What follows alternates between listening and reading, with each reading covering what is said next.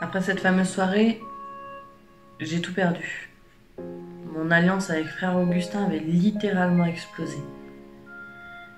J'avais été le voir pour lui parler d'une affaire assez intéressante et d'un client assez riche. Et frère Augustin m'a littéralement envoyé sur les roses en me disant qu'il ne voulait plus faire affaire avec moi parce que j'étais une voleuse. Et que je volais l'argent aux orphelins. Comme s'il était bien placé pour dire ça. Il me faisait ses grands serments de croyant alors que lui comme moi on savait très bien que la plupart des bénéfices n'étaient pas pour les orphelins mais bien pour lui. Enfin j'ai préféré arrêter de toute façon, je le sentais pas. Mais j'ai quand même tenté de me rapprocher de la petite Lily Pic. Elle n'était pas aussi brutale que lui. Alors je l'ai invitée à boire un café en lieu public parce qu'elle ne me faisait pas confiance. On est parti au bar, on s'est installé, on a parlé. Je lui ai exposé un petit peu mon affaire. On en a conclu qu'on ferait une petite alliance ensemble. Et là par contre elle m'a dit une phrase qui m'avait assez interloquée en me disant par contre la prochaine fois que tu m'appelles en anonyme, je te casse la gueule. Alors là, je suis tombée des nues. Parce que les appels anonymes, c'est ce que je recevais il y a quelques mois en arrière. Alors j'avais jamais vraiment porté attention et puis franchement j'étais pas du genre à aller porter plainte avec les affaires que je faisais. Mais j'avoue que j'ai quand même pas mal réfléchi après. Alors je suis partie voir Maître Froissart. Je voulais juste lui expliquer que à partir de maintenant je pourrais être un peu moins sur les dossiers, mais par contre qu'il fallait que je revoie 2-3 dossiers. Surtout histoire de pouvoir enlever le nom de Lily Pic dedans. Parce que si elle tombait, je tombais avec du coup. Et de là, j'ai pas reconnu Maître Froissart. Il était distant, arrogant avec moi. Comme s'il me méprisait. Et j'ai compris que finalement, mon petit extra en boulot était revenu carrément à mon propre boulot. Je sais pas trop ce qui s'est passé. Mais j'avais tellement confiance en Maître Froissart que j'avais rien vu venir. Devenir la reine du quartier, c'est pas si chose facile en vérité. Oui. Je voyais pas mon entreprise avancer d'un iota. C'était compliqué. Devenir Madame Froissart allait être beaucoup plus difficile que je n'imaginais. Fallait que je trouve une solution. Moi, cet argent, j'en avais besoin. Depuis quelque temps, je perds énormément d'argent. La plupart des paris que je propose, ça marche pas. Je perds énormément. Et en plus, depuis quelque temps, un maître chanteur. Oui, à propos de ma situation de quand j'étais plus jeune. Il dit qu'il va révéler à tout le quartier qui était vraiment Lily Pic avant d'être Lily Pic. Que finalement, j'étais sans doute beaucoup plus fragile. Je peux pas laisser faire ça. Je pouvais pas laisser faire ça. C'était pas possible. Heureusement, j'ai reçu un coup de téléphone de Jeanne. Bon, j'ai eu du mal à savoir que c'était elle au départ. J'ai un peu pris peur parce que c'était des coups de téléphone anonymes, pas de numéro. Bon, j'ai quand même décroché, c'était pas la même voix que d'habitude. Elle m'a proposé d'aller boire un verre, alors j'ai accepté. Je me dis, ça pouvait peut-être être une solution. Utiliser un cheval de Troie. Jeanne pourrait peut-être m'aider à trouver des solutions rapides pour faire de l'argent.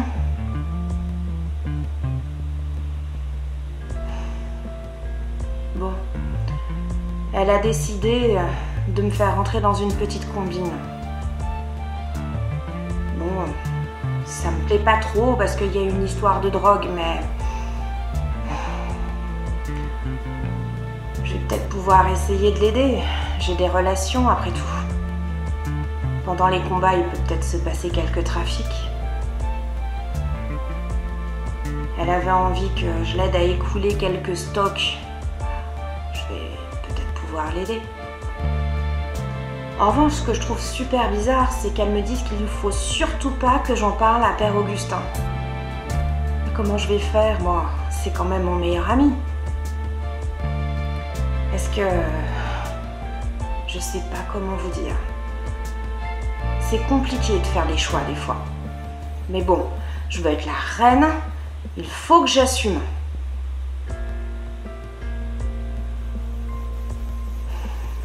Bon. Après cet entretien, j'ai appelé Maître Froissart. Je lui ai dit que ce serait bien, ce serait chouette qu'on se voit un petit peu. Je lui ai dit que j'avais même essayé de faire des efforts et que j'allais me rabibocher un petit peu avec Jeanne. Ça l'enquiquinait de nous voir, nous discuter un petit peu. Alors du coup, je l'ai rassurée et j'ai voulu lui montrer que j'avais essayé de me rapprocher d'elle. Bizarrement, il a changé de ton. Il est devenu vachement plus froid que d'habitude. C'est bizarre, dans son timbre de voix, il y avait des choses que je n'entendais pas si souvent que ça. Des fois, peut-être sur les messages que j'ai de temps en temps sur mon téléphone pour me demander de l'argent, des petites intonations. Non, ça peut pas être lui. Il est trop naïf. Enfin, je l'ai quand même choisi parce que c'est quand même une bonne poire. J'espère que je me suis pas trompée sur lui.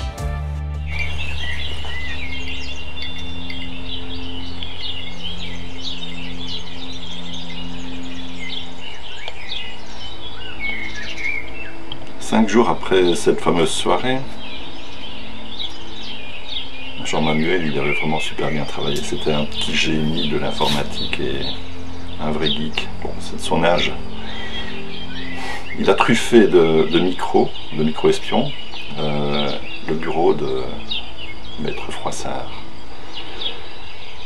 Mais aussi celui de Madame Jeanne.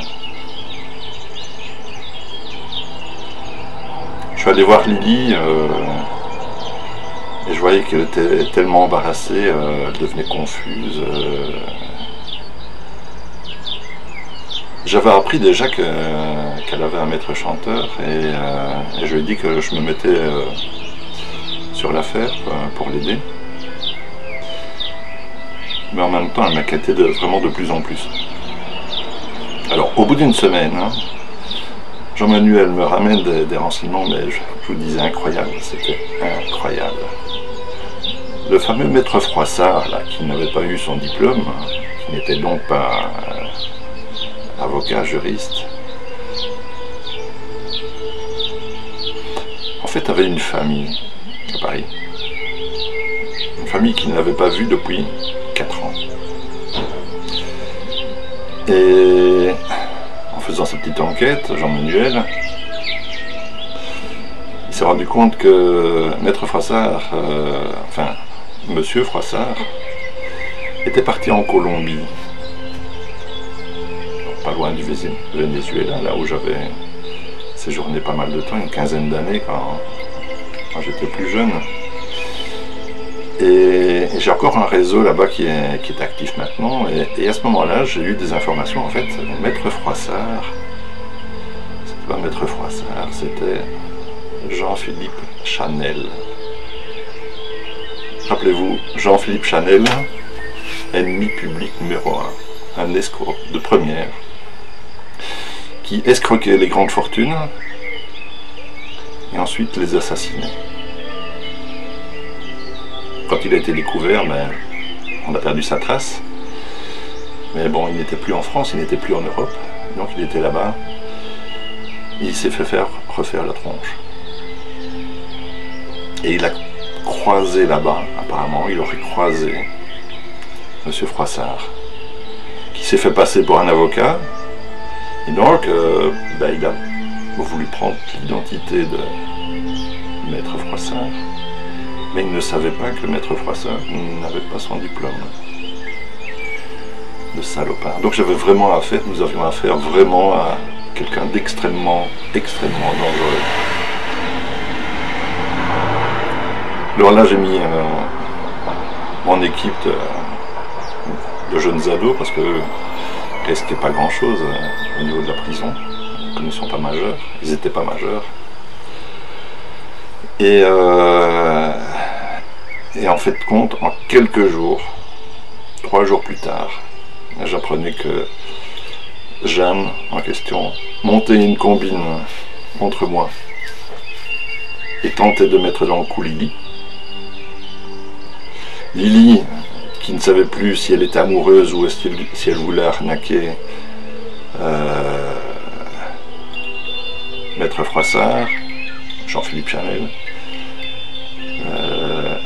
En fait, elle ne se rendait pas compte qu'elle était complètement droguée. Il la pompait au niveau du fric. Et en même temps, elle était vraiment sous hypnotique. Elle savait quasi plus qui elle était. Et lui, il pompait à mort. Ah oui, c'était son meilleur client. Alors, en fait, c'était son meilleur client pour lui retirer tout le fric. La reine devenait l'esclave. Il fallait agir. Et vite.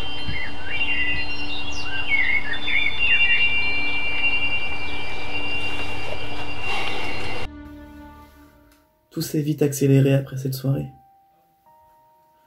Lily Pic était à mes côtés, mais Jeanne commençait à se méfier de trop de choses.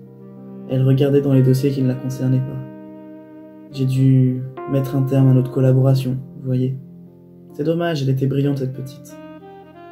Ma foi. J'avais tout pour moi. Tout allait vite, même trop vite. Lily Pic m'a présenté à Frère Augustin, mais Frère Augustin, lui, il ne voyait pas qu'un simple avocat chargé d'affaires.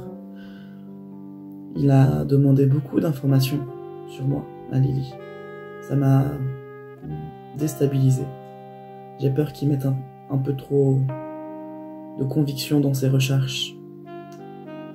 Et concernant Lily, elle ne m'apporte plus grand-chose, vous savez, à part des ennuis. À force de parler avec ce Frère Augustin et à côtoyer tous ces orphelins, elle a commencé à sombrer, vous savez. Elle ne faisait plus que passer la drogue et organiser des combats de boxe. Elle testait la marchandise. Et à force de tester,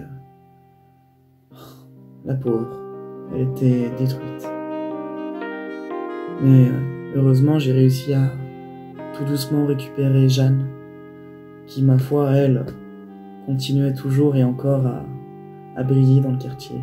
Mais ce qu'elle ne savait pas, c'est que derrière tous ces deals de drogue qu'elle défendait, tous ces dossiers que je lui donnais qui étaient si importants, elle savait pas que tous ces dossiers transitaient par moi avant. Bien sûr, je me chargeais d'effacer tous les noms qui étaient contre maintenant, dont le mien. D'ailleurs, mon nom. Mon Dieu, qu'est-ce que j'ai pu en effacer dans ce dossier. Puis vous savez, si Jeanne a les dossiers, et que j'ai une emprise sur Jeanne, je suis couvert en tout point. Je me souviens encore de cette fameuse après-midi où j'étais dans le parc à faire affaire. J'avais vu Frère Augustin parler avec Jeanne, mais c'était pas habituel, vous savez. La tension était palpable. Des cris volaient un peu à droite, à gauche, tout s'est vite enchaîné. Et des coups également, mon Dieu. C'est à ce moment-là que j'ai su que Frère Augustin ne faisait plus partie de la partie. Brave homme. Si seulement il savait tous les dossiers que j'avais contre lui.